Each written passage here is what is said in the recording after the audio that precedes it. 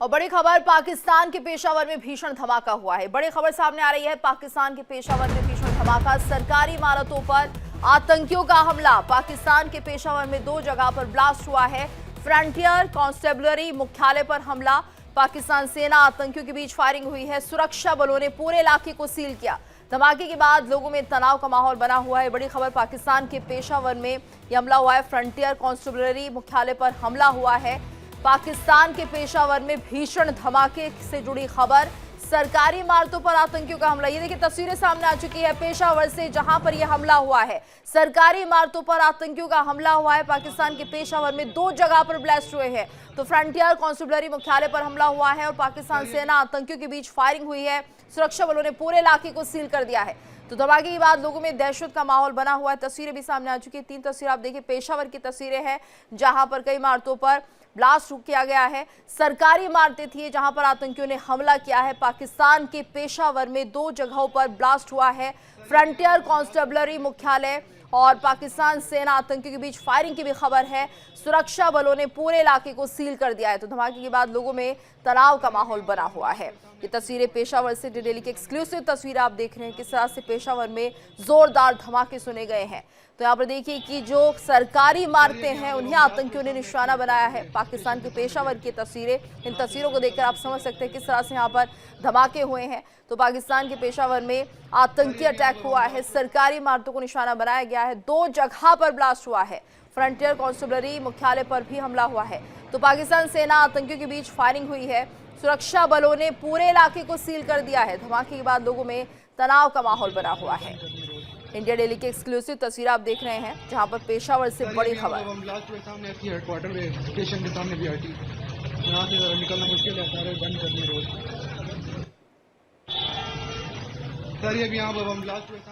तो देखिए पेशावर की तस्वीरें सामने आ चुकी है जहां पर ब्लास्ट हुआ है। 2 जगहों पर धमाका हुआ है। और ज्यादा अपडेट के लिए बात करेंगे संवाददाता रमन सैनी से। रमन, क्या जानकारी मिल रही है, कब यह धमाका हुआ है? देखिए, आपसे चंद मिनट पहले ये धमाका, ये हम ये कह सकते हैं कि सुसाइड अटैक जो है वो पेशावर का, जो खैबर पख्तूनख्वा का इलाका पड़ता है, वहां पर फ्रंटियर कॉर्प्स का हेडक्वार्टर है। उसी हेडक्वार्टर के मेन गेट पर पहला ब्लास्ट जो है वो हुआ है। और उसके बाद गेट के अंदर जब आप जाते हैं तो वहां एक मोटरसाइकिल स्टैंड है। दूसरा ब्लास्ट जो है वो उस जगह पर हुआ है। उसके बाद ये कहा जा रहा है कि जो रेबल्स हैं वो कहीं ना कहीं उस फ्रंटियर कॉर्प्स हेडक्वार्टर के अंदर घुस गए हैं। और घुसने के बाद से ही वहां पर फायरिंग जो है वो शुरू हो गई है। हालांकि क्योंकि आर्मी का ये फ्रंटियर कॉर्प्स का हेडक्वार्टर है, तो चारों तरफ से आर्मी और जो स्पेशल फोर्सेस के पाकिस्तान के जवान हैं उन्होंने उस इलाके की घेराबंदी कर ली है। इस समय भी लगातार गन फाइट जो है वो चल रही है और बाकायदा इसकी पुष्टि जो है वो खैबर पख्तूनख्वा के, अगर हम police headquarter IG police Zulfiqar Hameed ने जो पाकिस्तान की न्यूज एजेंसीज को जो है वो ये कंफर्मेशन दी है कि किस तरीके से ये हमला है जो है वो हुआ। इससे पहले भी हमने देखा था कि पेशावर का ही फ्रंटियर हेडक्वार्टर था, जिसको एक बार पहले भी जो है वो टीटीपी के लड़ाकों की तरफ से हमला बोला गया था और वहां पर भारी नुकसान जो है वो पहुंचाया गया था। इस बार भी जो है वो कैजुअलिटीज जो है उसकी जानकारी निकलकर सामने आ रही है। लेकिन क्योंकि अभी बहुत इनिशियल है तो कितने लोग इसमें हाथाहाथ हुए हैं ब्लास्ट के अंदर, कितने लोग मारे गए हैं फायरिंग के दौरान, इसमें अभी पुख्ता जानकारी नहीं निकल कर आई है। लेकिन हमारी नजर जो है वो लगातार इस खबर पर बनी हुई है। जैसे ही इस बारे में कोई और अपडेट आती है तो हम अपने दर्शकों को जरूर पहुंचाएंगे। किसने हमला किया है? क्या कोई आतंकी गुट जिसने इसकी हमले की जिम्मेदारी ली हो?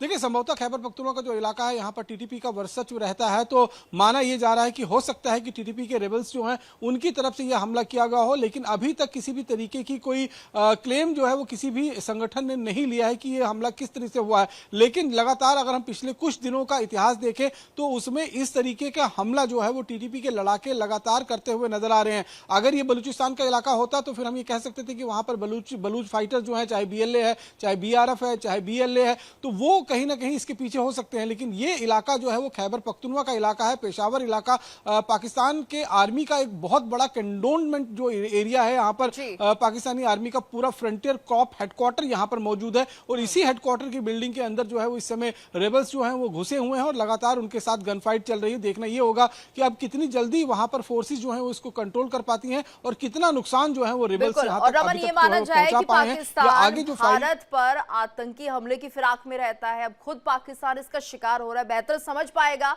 कि भारतीयों पर क्या गुजरती होगी जब वो आतंकी हमले करता है।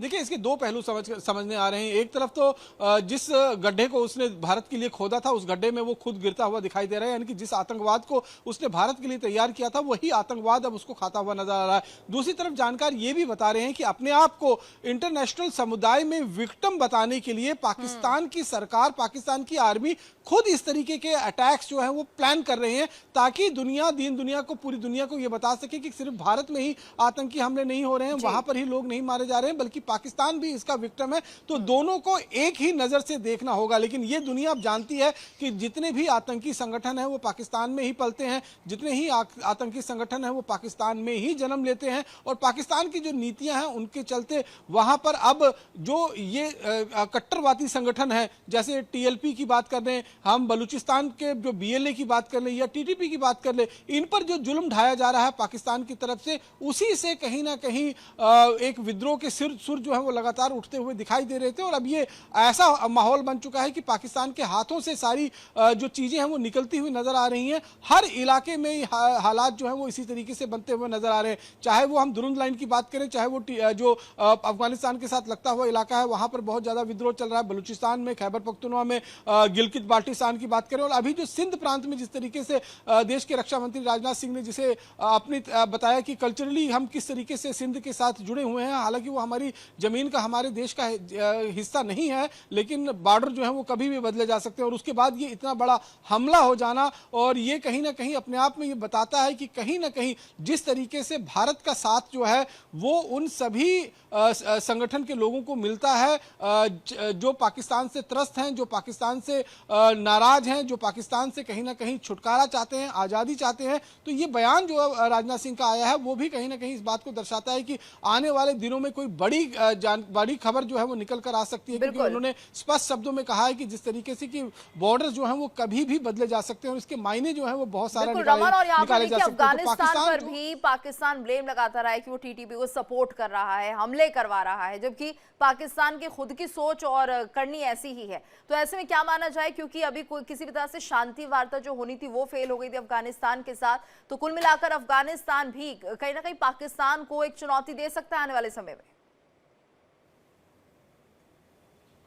देखिए, निश्चित रूप में चुनौती दे नहीं सकता, चुनौती लगातार वो देता हुआ नजर भी आ रहा है, क्योंकि अफगानिस्तान को अगर हम देखें तो अफगानिस्तान ने जिस तरीके से पाकिस्तान से अपना पल्ला झाड़ लिया, हालांकि 2021 में जब अफगानिस्तान से नाटो फोर्सेस और अमेरिकन फोर्सेस गई थी तब पाकिस्तान इसे अपनी एक बड़ी जीत के रूप में देख रहा था, और ये देख रहा था कि किस तरीके से आने वाले दिनों में जो पाकिस्तान के इशारे पर अफगानिस्तान जो है वो काम करता हुआ नजर आएगा। लेकिन ऐसा हुआ नहीं। अफगानिस्तान ने अपनी जो है एक कह सकते हैं कि एक रास्ता जो है वो अपना खुद का तैयार कर लिया है, और लगातार अगर आप देखेंगे तो उस रास्ते पर आगे बढ़ने की कोशिश कर रहा है, और उसे स्पष्ट कर दिया है कि हम किसी भी तरीके से हम पाकिस्तान के इशारे पर नाचने वाले नहीं हैं। हम अपनी संप्रभुता के लिए अपना काम जो है वो खुद देखेंगे, अपनी फैसले जो है वो खुद लेंगे। तो इससे पाकिस्तान को एक बड़ा धक्का जो है वो जरूर लगा है। और टीटीपी की जहां तक हम बात करें तो टीटीपी का जन्म जो है वो खुद पाकिस्तान की तरफ से ही हुआ था, ताकि चाहे हम इजराइल को टैकल करने की बात करें, क्योंकि कई बार हमने देखा है कि इजराइल को टैकल करने की बात भी जो है वो टीटीपी के माध्यम से की जाती रही है,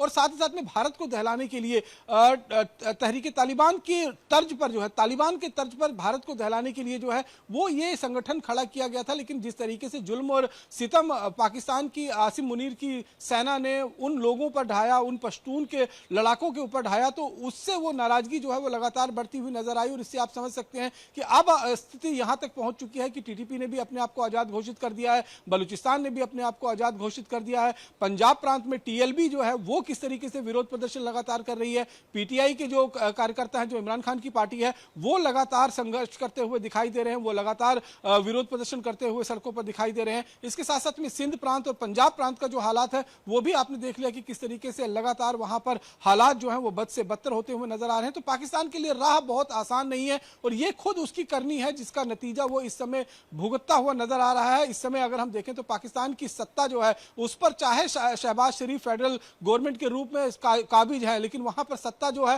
वो पूरी तरीके से आसिम मुनीर, जो वहां के मुल्ला मुनीर जिनको कहा जाता है, उनके इशारे पर पूरी सत्ता जो है वो काम करती है। और उनकी दमनकारियां नीति जो है, उनका जो अपना कहीं ना कहीं ये है कि वो पाकिस्तान की सत्ता पर काबिज हो, राष्ट्रपति बने, उनके जो अपने स्वावलंबी एक फैसले रहते हैं, उनको देखते हुए अगर आप देखेंगे तो लगातार पाकिस्तान की जनता जो है वो त्राहिमाम करती हुई नजर आ रही है। आटा, चावल, दाल, तेल की बात करें तो वो लगातार यहाँ पर जिस तरीके से महंगाई वहां पर बढ़ती हुई नजर आ रही है, पेट्रोल के दाम जो है आसमान छूते हुए नजर आ रहे हैं। तो ऐसे में प्रधानमंत्री मोदी ने बहुत साफ कर दिया कि आतंकवाद के खिलाफ है और अपना रुख भी दुनिया के सामने स्पष्ट कर दिया है। शायद पाकिस्तान के ऊपर ये दबाव है, उसे लग रहा है कि आतंकवाद को लेकर भारत पाकिस्तान को घेरता हुआ दिख रहा है और अंतर्राष्ट्रीय मंच पर भी पाकिस्तान की आलोचना हो रही है। तो ये आप बिल्कुल सही कह रहे हैं। दूसरा पक्ष ये भी हो सकता है कि इन हमलों के पीछे खुद पाकिस्तान शामिल हो।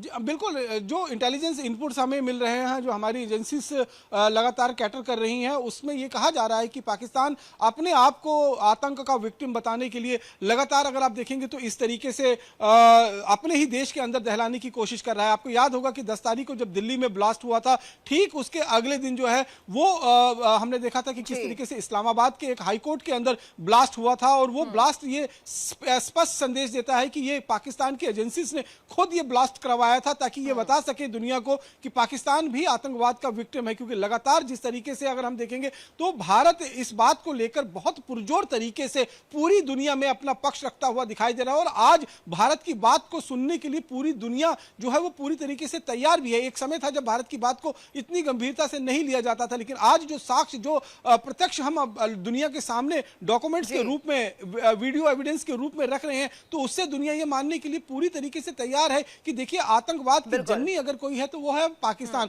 और अब पाकिस्तान अपने आप को बचाने के लिए इस तरीके के पैतरे जो है वो अपनाता हुआ नजर आ रहा है। यानी बौखलाहट है पाकिस्तान की, तो इस तरह से यहाँ पर हम ब्लास्ट देख रहे हैं, खुद पाकिस्तान इसमें शामिल है सीधे तौर पर। अब यही बात सामने आ रही है। हालांकि और क्या कुछ अपडेट होगा रमन, इस पर आप नजर बनाए रखिएगा, आपसे हम और अपडेट लेंगे। धन्यवाद आपका इस पूरी जानकारी के लिए।